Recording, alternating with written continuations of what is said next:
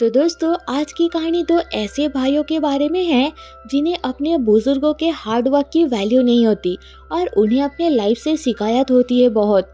इसलिए उन्हें सबक सिखाने के लिए एक आंटी उस जमाने में उन्हें भेज देती है जब लोग अंग्रेजों के गुलाम थे। तो कहानी की शुरुआत में हम उगांडा के एक दिमाग से पैदल काले आदमी जोएल और उसका गोरा चिट्टा सौतेला भाई रिजस, जिसे अपने पैसों की घमंड है, इन दोनों को देखते हैं।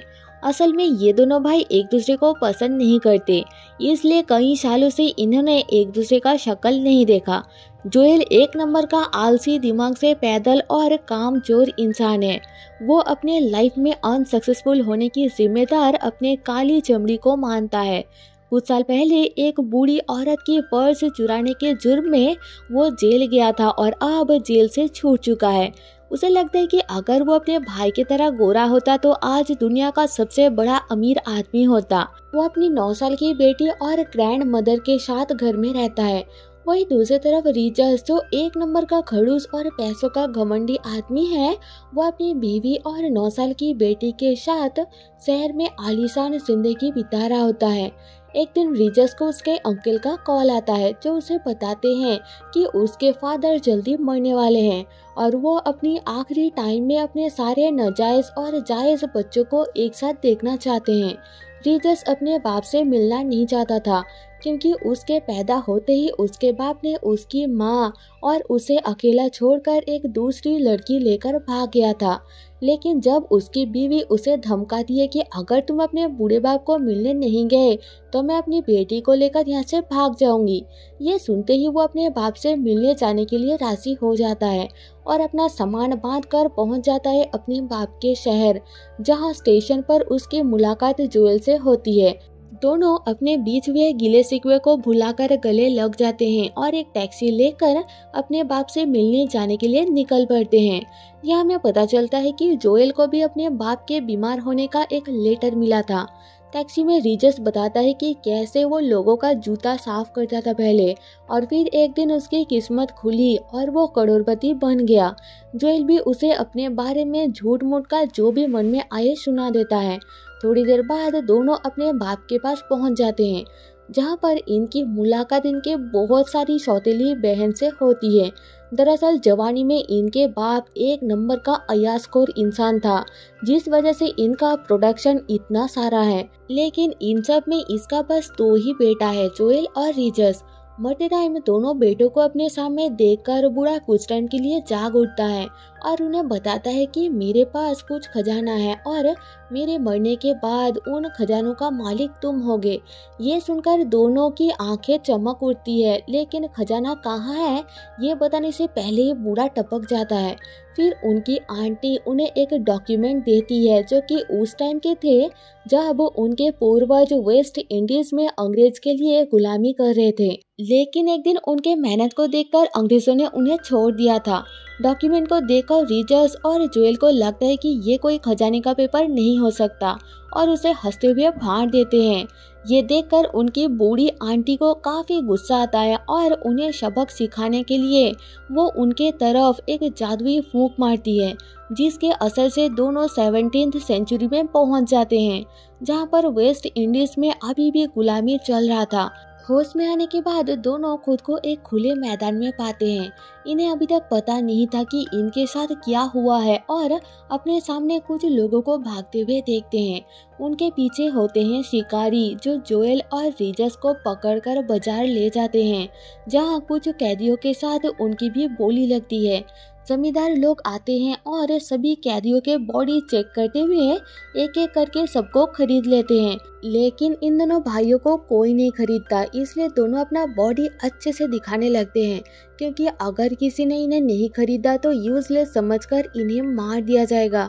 तभी जॉर्डन नाम का एक जमींदार आदमी इन दोनों को खरीद लेता है और जोएल को अपने खेत में मजदूरी का काम देता है, जहाँ का सुपरवाइजर हेनरी है। हेनरी गुलामों को देखरेख करता है और बहुत ही क्रूएल है। वो जोएल से काम करवाने के लिए उसको बहुत पीटता है। दूसरी तरफ रिजस को जमींदार के घर में खाना पकाने का काम दिया जाता है। दोनों भाई बहुत ही मुश्किल से दिन बिताते हैं और रात को एक जगह मिलते हैं। इन्हें अब तक समझ आ गया था कि ये 17वीं सेंचुरी में आ गए हैं, इसलिए यहाँ से भागने का प्लान करते हैं।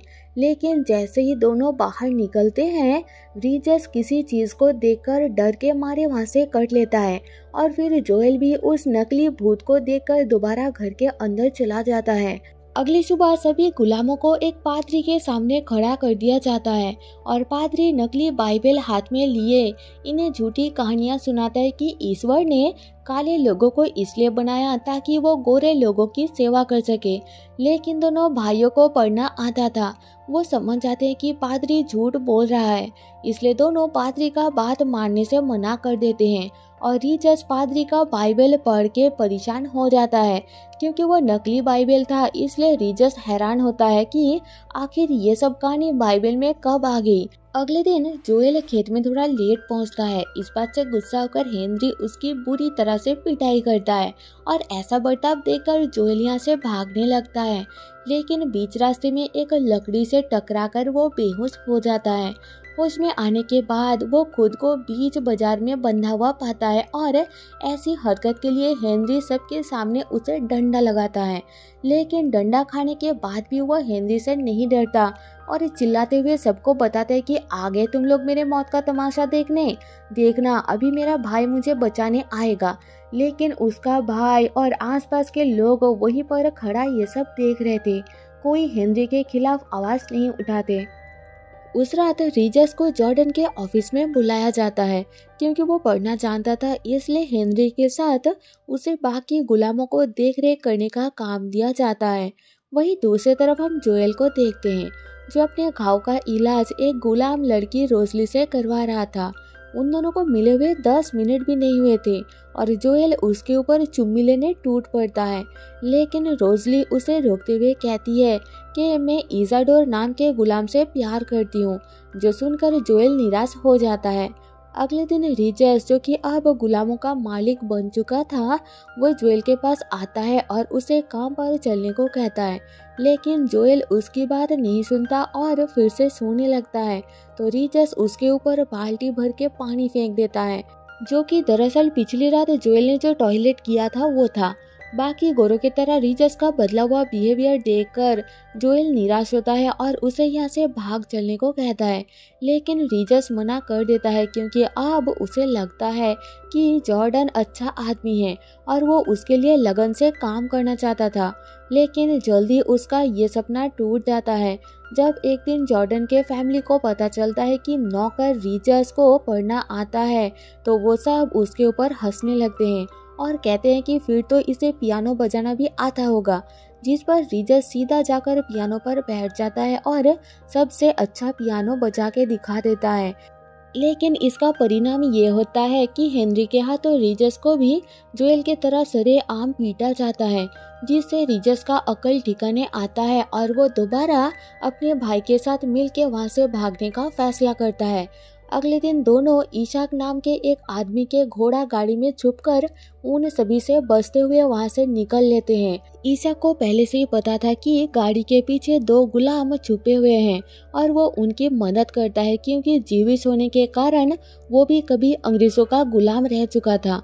वो दोनों को अपने घर में पनाह देता है, लेकिन जमींदार के आदमी वहां तक पहुंच जाते हैं तो दोनों घर के पीछे से भाग निकलते हैं। आगे वो दोनों भागते भागते एक समुंदर किनारे पहुंच जाते हैं जहां पर एक छोटी नाव पड़ी थी और दोनों उसकी सवारी करते हुए समुंदर के बीच आ जाते हैं। लेकिन मुसीबत इनकी पीछा नहीं छोड़ती। बीच समुंदर में इन्हें एक जहाज नजर आता है जिसमें दोनों चढ़ जाते हैं, जहां उन्हें पता चलता है कि ये जहाज गुलामों को कैद करके बाजार ले जा रहा है। इस तरह से दोनों फिर से पकड़े जाते हैं और बाजार में उनकी बोली लगती है तो जॉर्डन के लोग उन्हें फिर से खरीद के लेकर जाने लगते हैं। लेकिन इस बार उनकी किस्मत अच्छी होने की वजह से रास्ते में कुछ जंगली कबीले के लोग उन्हें जमींदार के लोगों से छुड़ाकर अपने साथ ले जाते हैं। यहाँ हमें पता चलता है कि इस कबीले के लोग खुद को मरून नाम से पुकारते हैं और ये लोग भी एक जमाने में अंग्रेजों के गुलाम हुआ करते थे। लेकिन एक दिन वो लोग वहाँ से भाग गए थे और जमींदारों के खिलाफ बदला लेने का प्लान करते हैं। यहाँ पर मरून्स का लीडर दोनों भाइयों को अपने कबीले में स्वागत करता है, लेकिन जैसे ही रीजस को पता चलता है कि वो लोग जमींदार के बीवी बच्चे को भी मारने का प्लान कर रहे हैं, तो वो उनकी बात मानने से मना कर देता है, जिसको सुनकर कबीले का लीडर बौखला जाता है और उन्हें सजा देने का आदेश देता है। लेकिन दोनों भाई अपनी जान बचाकर वहाँ से निकल लेते हैं। अगली सुबह जंगल में दोनों की आंख खुलती है तो वो अपने सामने वही बूढ़ी आंटी को देखते हैं जिसने जादुई धुएं से इन्हें यहाँ पर भेज दिया था।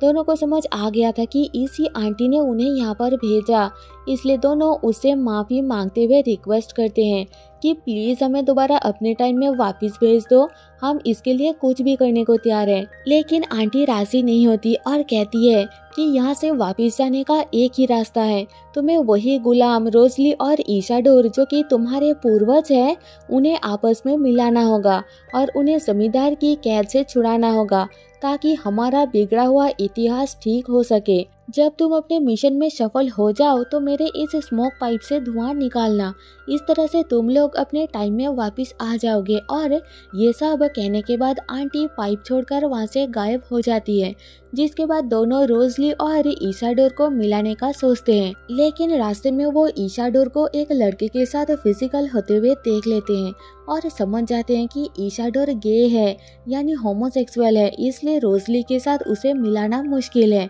लेकिन अगर उन्होंने ऐसा नहीं किया तो वो अपने टाइम में वापस नहीं जा पाएंगे, इसलिए दोनों हार नहीं मानते और उसी जमींदार के पास वापस आ जाते हैं, जहाँ पर भागने के जुर्म में जमींदार के लोग उनके पिछवाड़े में एक लोहे को गर्म करके अपना स्टैंप लगा देते हैं। इसके बाद दोनों भाई अपनी झोपड़ी में वापस आकर अपने मिशन को अंजाम देने के लिए प्लान बनाते हैं। रात को जब सभी लोग जमींदार की बेटी की जन्मदिन के जश्न में बिजी थे, तब दोनों भाई सभी गुलामों को शराब पिला देते हैं ताकि मिशन को अंजाम देना इजी हो।